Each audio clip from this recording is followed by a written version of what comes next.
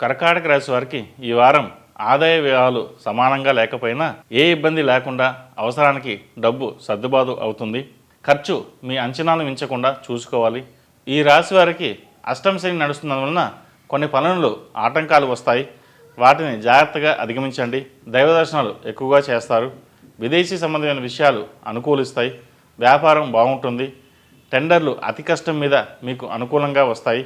విశ్రాంతి విరామం లేకుండా అభివృద్ధి కోసం కృషి చేస్తారు. ఉన్నత చదువుల కోసం చేసే ప్రయత్నాలు నిదానంగా ముందుకు సాగుతాయి.